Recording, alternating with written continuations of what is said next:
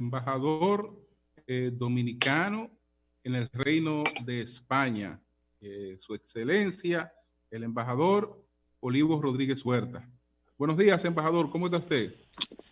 Buenos días, un gusto saludarles a todos ustedes, Sol de la Mañana. Aquí pongo. Gracias por la llamada. Aquí en mi quinta semana de confinamiento, cumplo hoy. Embajador, quisiéramos, del Banco Mundial, junto con una visión de la situación en España, saber de la situación de los dominicanos residentes en España. Hay centenares de dominicanos que están cursando maestrías en distintas universidades españolas y están los dominicanos que residen en España y los dominicanos que visitan España. ¿Cuál es la información que tiene la embajada? Buenos días. Julio, como dices, en España se estima que la población vinculada a nuestro país ronda por cerca de los 200.000 dominicanos, una gran concentración fundamentalmente en Madrid y en Barcelona, aunque en el resto de las comunidades autónomas también tenemos presencia de los dominicanos. Como muy bien señala, la inmensa mayoría de ellos son personas que residen aquí, incluso muchísimo, muy numerosa, casi la mitad del estimado de la población son ciudadanos españoles, muchos porque ya nacieron directamente aquí o porque han obtenido con posterioridad a su llegada la nacionalidad española. Y también tenemos centenares de estudiantes dominicanos que están cursando programas de maestría, la mayor parte de ellos a través del programa de becas del Ministerio de Educación Superior, Ciencia y Tecnología, y están también esparcidos en varias partes del territorio español. En sentido general, en lo que respecta a los estudiantes, muchos de ellos mantienen sus estudios a través de los sistemas informáticos hoy día, y por ello permanecen aquí en España. Algunos, debo confesar, han manifestado su interés de regresar a la República Dominicana en una cantidad no muy alta en función de las notificaciones que tenemos, pero han existido. Pero también han habido noticias importantes de cómo dominicanos están cooperando activamente con España y con el sistema sanitario español de cara a la lucha contra el COVID-19. Por ejemplo, hace varias semanas recibimos una notificación del encargado del programa de la especialización de estudiantes de medicina, de médicos nuestros que están haciendo su especialidad en Barcelona, unos 30 estudiantes, de los cuales 28 decidieron sumarse a los esfuerzos del sistema sanitario español en el área de Barcelona y están prestando sus servicios en los hospitales. También conocemos de muchos médicos dominicanos radicados aquí en Madrid también, con los cuales tenemos contacto, que están también en varios hospitales librando parte de esta lucha. Obviamente, le pregunto.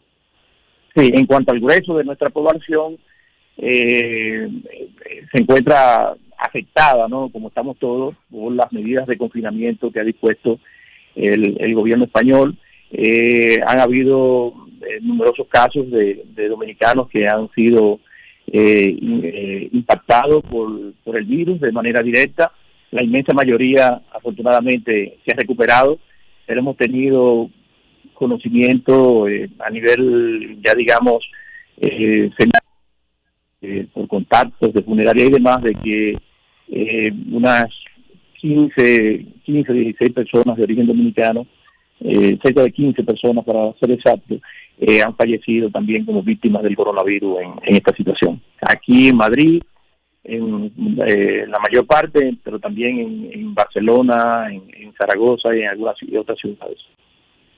Sí, embajador, lo que están viviendo países que comenzaron con el tema del COVID-19 primero, nos sirve de lección a nosotros, los que seguimos después. Y hay dos preguntas básicas que se hace la mayoría de la población, muchas veces sin respuesta. Número uno, ¿llegamos al pico ¿cuándo esa gráfica, esta línea comenzará a ser horizontal? Y número 2, ¿cuándo será el momento de volver a la actividad de trabajo? En el caso de España, ¿hay alguna respuesta para estas dos preguntas? Ahí la tiene. Sí, pero justamente el presidente Sánchez tuvo una comparecencia ayer por los medios de comunicación, y en España ya se estima que se está cerca de llegar a aplanar, ¿no? Como se dice, la curva. Ya el crecimiento de nuevos casos, de nuevos ingresos, estaba por el orden, según informó el presidente, del 3% de nuevos casos, cuando eso en algún momento llegó a estar por el orden de un 24% diario que se incrementaba. Hoy día anda por un 3%, de manera que se espera que dentro de tiempo se pueda aplanar la curva. Lo que sí es cierto es que la parte más crítica vivida por los hospitales, sobre todo aquí en Madrid, ha empezado a ceder bastante. Ya se menciona de que en algunos hospitales hay lugares disponibles en las UCI, que ha sido el gran dolor de cabeza, porque aquí en Madrid la construcción del hospital en IFEMA, que es el lugar donde se hacen las grandes ferias, donde ustedes estuvieron en la feria del libro, en la feria de turismo de Madrid en enero, se ha convertido en un gran hospital que ayudó a desahogar la mayor parte de los hospitales madrileños. Pero el asunto positivo ha estado con el tema de la UCI. La vuelta hoy, justamente en España, el gobierno decidió flexibilizar un tanto, y algunas actividades no esenciales, le hace algunos que tienen que ver con el tema de la construcción en lugares donde no habitan personas, algunas otras actividades que habían estado afectadas no esenciales, que habían estado afectadas con las últimas medidas de endurecimiento del confinamiento, fueron levantadas en el campo de la industria y de la agricultura. Señor embajador. El gobierno, sí. Entonces, hemos iniciado la semana en esa coyuntura, y perdón, María Elena, el presidente Sánchez decía que, bueno, se iba a monitorear estas 2 semanas. El confinamiento está oficializado hasta el 26 de abril, aunque ya se ha anunciado que seguirá y que será extendido en esa fecha. Y entonces el presidente Sánchez lo que ha señalado es que, mirando estas 2 semanas, si la curva comienza a incrementarse de nuevos ingresos, entonces se adoptarían de nuevo las medidas de endurecimiento. Señor embajador, hay países desde los cuales se han organizado vuelos especiales a República Dominicana, básicamente con el liderazgo de embajadas o de consulados nuestros. En el caso de España, Madrid, de manera específica, ¿eso está contemplado, esos vuelos especiales para que los dominicanos que así lo quieran regresen a su país? Mira, en su momento, al inicio de la crisis, como habían muchos turistas europeos aún varados en República Dominicana, recuerden, por ejemplo, que el Grupo Punta Cana informó la cantidad enorme de turistas que estuvieron saliendo, ¿no?, en estos primeros tiempos de las medidas de confinamiento. Vuelos salieron desde aquí de Europa, Bruselas, de Alemania, y de otros países que fueron a recoger turistas. En eso fueron algunos dominicanos. Incluso pasó también con el tema de España. Iberia y la línea Guamos organizó algunos vuelos que fueron a recoger, y recogieron, de hecho, personas, turistas españoles. Al inicio tratamos de organizar un grupo. De hecho, en la embajada y en los consulados nuestros, se estuvo haciendo un levantamiento de personas que estuvieran interesadas en retornar. Afortunadamente, no había en Madrid o aquí en España muchas personas que quedaran varadas en situación de tránsito, o porque se encontraban visitando algún familiar o cualquier situación. No, en ningún momento los listados que hemos tenido a nivel oficial han llegado a más de 72 personas las que han manifestado el interés de regresar. Algunos de ellos, algunos no son estudiantes, pero los estudiantes se encuentran en la particularidad del mantenimiento de sus estudios. No ha sido posible porque estos viajes se han dado y han sido comunicados con una antelación que a veces no llega ni a las 24 horas. Y entonces eso tiene toda una tramitación, no solamente de autorización de parte de las autoridades del gobierno aquí en España y de la línea aérea, sino además autorización desde el Ministerio de Salud, que tendría que autorizar de manera específica. Un desincentivo en ese sentido fue que las medidas correctas que se han adoptado de que el que llega allá tiene que irse a un confinamiento. Originalmente era que tú hacías tu confinamiento en la casa, pero sabemos que dada la alta carga viral que existe aquí en España, eso generaba y ponía en una situación de riesgo a nuestros ciudadanos allá. Pero no hemos tenido una presión extraordinaria porque recuerden que al fin y al cabo el grueso de los dominicanos son personas que residen aquí, que hacen su vida aquí directamente en España. Embajador. Pero al momento no hay ningún vuelo a la vista para nuestro país. Embajador, se ha dicho en el Congreso de España que parece que Pedro Sánchez, presidente del gobierno español, se está dejando manipular de Pablo Iglesias y el grupo Podemos. Y dicen que todas las medidas que se están aplicando son las de Pablo Sánchez, que por eso se ha prolongado tanto la epidemia allá en España. No sé si puede hablar de eso. Bueno, yo soy respetuoso como diplomático, como embajador de un país que es amigo de España y respetamos las instituciones y las decisiones de política interna que aquí se adoptan. Desde luego que yo pienso, ya como persona, que ningún gobernante en ningún país del mundo quiere adoptar malas decisiones. Como todos seres humanos, cualquiera puede equivocarse o quizás se le puede imputar que no ha adoptado una decisión en un momento oportuno, etcétera, pero no creo que ello corresponda a ninguna mala intención. Todo el que está gobernando en una época de crisis, en un momento y en una situación de incertidumbre total ante la ciencia, porque la ciencia no tiene respuestas específicas, sino que son medidas de tipo coyunturales. Lo que sí puedo decir, va a querer adoptar malas decisiones. Lo que sí puedo decir es que aquí en España, sobre todo en las grandes ciudades donde se ha presentado este problema, en el caso de Madrid y de Barcelona, se siente hoy día el efecto de las medidas de confinamiento que han sido adoptadas. El quédate en casa ha resultado positivo a los fines de descongestionar la situación de extrema dureza, de extrema crisis que vivimos hace un par de semanas. Señor embajador, usted me permite una pregunta, no para el embajador dominicano en España, sino para uno de los jurisconsultos más cotizados de la República Dominicana.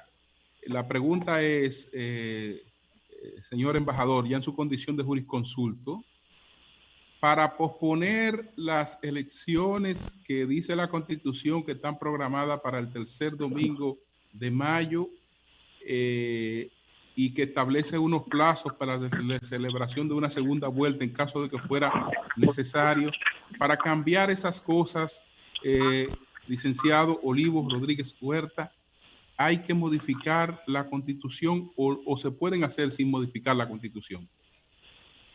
Bueno, Julio, es un tema que ha estado en el debate público en estos días en nuestro país. Yo creo que de cara a la posposición dentro del periodo constitucional aún vigente en nuestro país hasta el 16 de agosto, creo que la Constitución deja espacio para la posibilidad de que la misma se pueda posponer sin necesidad de hacer una reforma constitucional.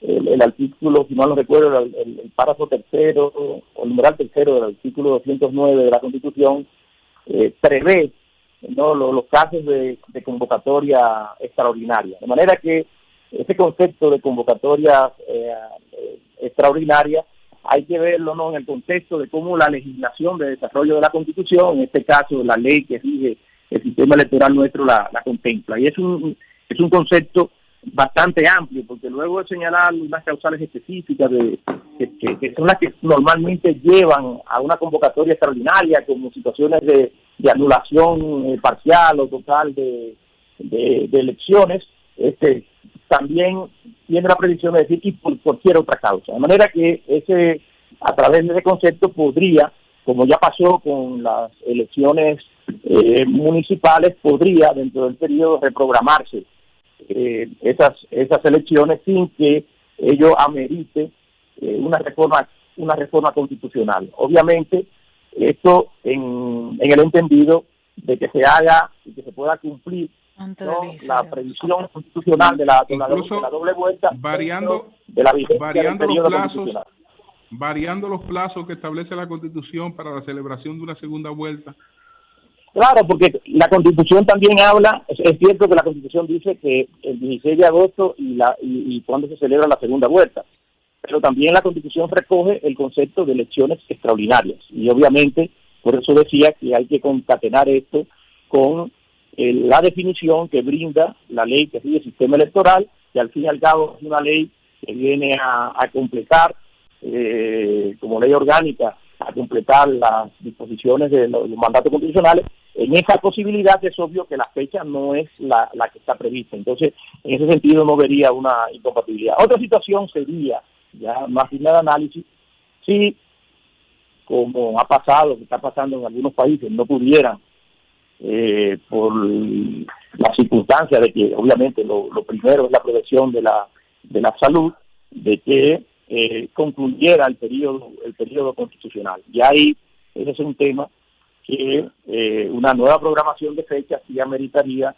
entonces necesariamente que algún acuerdo político que posibilite alguna reforma constitucional para prever ya una situación que se va más allá del concepto de una convocatoria extraordinaria, porque ya en ese caso saldría más allá del... Pero además, Julio, una convocatoria extraordinaria pasaría por la necesidad de convocar una ley de convocatoria. Si no se convoca una ley... Perdón, José. Tiene que convocarse una ley para declarar ese carácter ordinario. Tiene que aprobarse una ley en el Congreso. Porque si no, la Constitución... esto es lo que prevé justamente el artículo 209, numeral 3 de la Constitución. Y habría que ver entonces en ese contexto si es necesario que haya entonces esa ley como que tú señalas. Es que sin la ley, el proceso no está completo constitucionalmente. Sin la ley de convocatoria no está completo, porque esa ley es que le va a poner fecha. Exacto. Entonces aquí la discusión fecha y límite le pone la ley. José, ha sido el hecho de que este tema fue objeto de discusión con motivo de la proposición de las elecciones municipales y ha sido objeto de discusión. Ahora sí, entra o no dentro de los poderes que la Constitución, la potestad reglamentaria que la Constitución le atribuye a la Junta Central Electoral de manera directa, y también señor la Junta no puede interpretar la potestad de la Junta Electoral. Sí, o sea, Olivo, sí, lo que tú quieres decir es que se puede cambiar la fecha del tercer domingo de mayo sin necesidad de convocar a la Asamblea Revisora de la Constitución. O sea, ¿tú crees que sí, se puede hacer? En mi opinión, siempre y cuando esa posposición se haga dentro del periodo constitucional en curso, no necesitaría una reforma de la Constitución. Esa es mi opinión. Sí. Sobrepasa el 16 de agosto, sí. Sí, embajador. Si sobrepasa el 16 de agosto, ya pienso que hay una situación ya más delicada, y que lo que la prudencia jurídica ordenaría es que antes de esa fecha se produzca un acuerdo político que viabilice una reforma constitucional en cuanto a este punto. Perdón, Olivo, esa reforma constitucional, en caso de que no se puedan hacer las elecciones antes del 16 de agosto, ¿implicaría que continúen las autoridades que están o que se elija un gobierno provisional? No. La Constitución establece lo que hay que hacer. Espérate, le estoy preguntando, pero espérate, estoy preguntando a Olivo, que conoce, por eso digo. Sí. Oye, pero Porque no, pero hay gente que ha planteado un gobierno provisional, José. Adelante. Adelante, Olivo. Bueno, no es gobierno provisional. Realmente ahí se presenta la siguiente situación. En primer lugar, hay un vacío constitucional en relación a este aspecto. O sea, de manera específica, la Constitución obviamente no contempla una situación como esta. Ahora bien, hay disposiciones de las que podría inferirse. Hay un tema que no es complicado la solución, que es a nivel del Ejecutivo, porque el Ejecutivo tiene un régimen de sucesión en la Constitución que, en ese caso, de manera interina al presidente de la Suprema Corte de Justicia. Ese es un punto. Pero bueno, está el otro problema, de que no hay sustitución ni interinidad para los legisladores. Los legisladores también cesan su mandato al igual que la República el 16 de agosto. Entonces, tendríamos un presidente ejerciendo de manera interina y el Poder Ejecutivo, pero no tendríamos Congreso. Entonces, ¿cómo hacer una reforma constitucional para volver a un orden constitucional? Entonces, por eso yo digo, lo ideal es que en un escenario de esa naturaleza se haga un acuerdo político que viabilice una reforma constitucional, regir una situación que explícitamente no está contemplada en la Constitución. Bueno, perfecto. Pues gracias al embajador Olivo Rodríguez Huerta, el embajador dominicano en el Reino de España. Gracias, embajador. Gracias a ustedes por llamar. Un abrazo. Bien. Cambio y fuera.